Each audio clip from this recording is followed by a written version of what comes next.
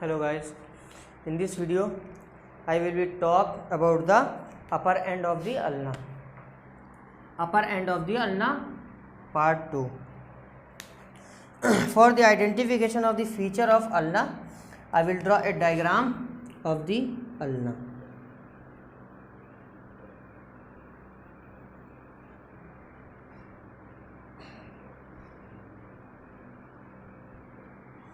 This is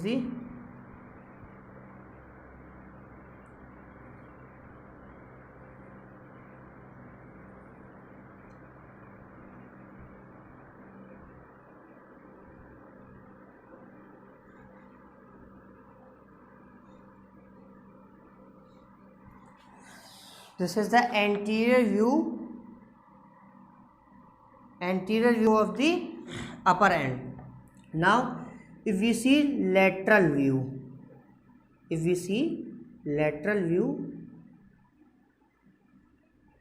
then we will find those type of structure.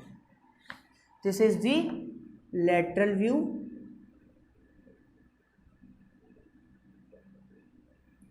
This is the lateral view. Ulna, upper end has two processes and two notch or articular surfaces. There is two process.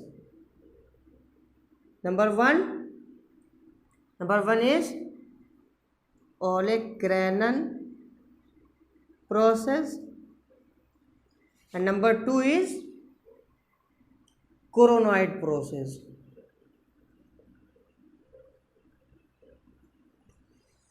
Two processes and two notch, or also called articular surface or notch. Firstly talk about the olecranon process. This forward projection is called olecranon process. This is olecranon process, and this forward projection is called coronoid process. And in the lateral view, from the superior to this process is called olecranon process. From there and this side, this projection is called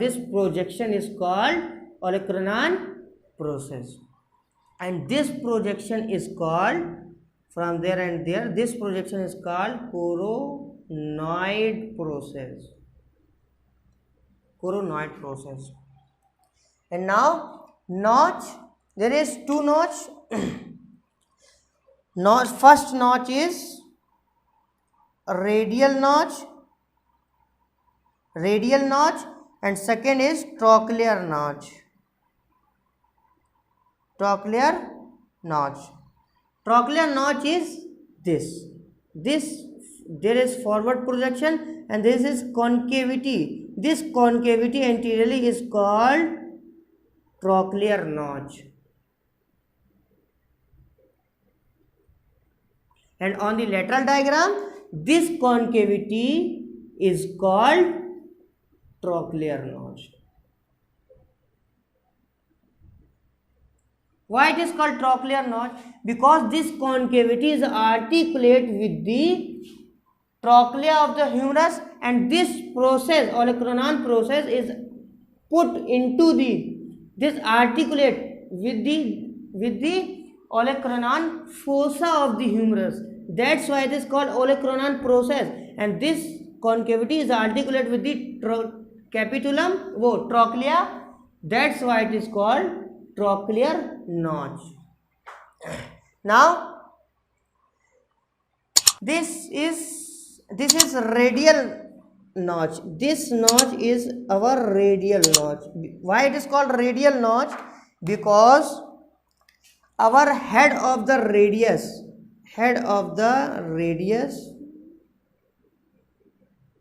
articulate with the head of the radius articulate with this notch. This head is called radial head. That's why it is called radial notch. This notch is called radial notch. Now talk about olecranon process. Olecranon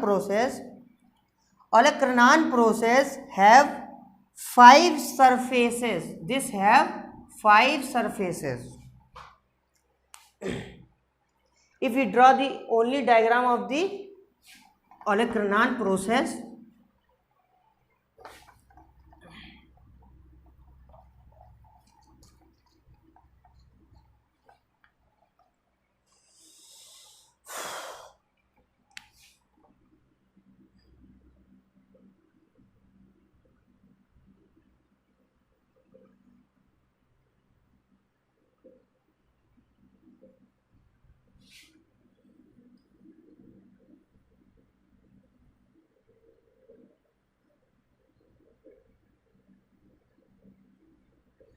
this is the olecranon process. This forward projection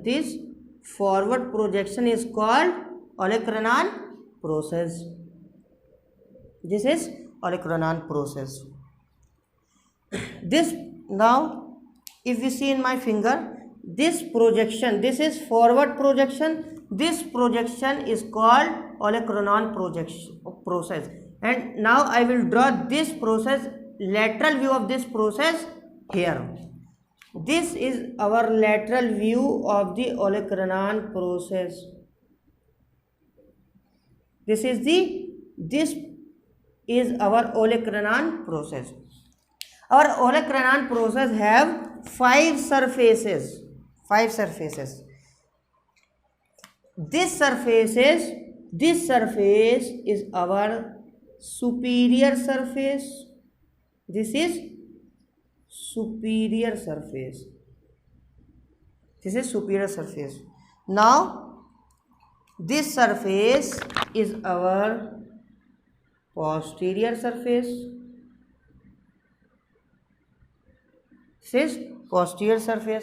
Now another is, this is anterior surface. Anterior surface form the trochlear notch.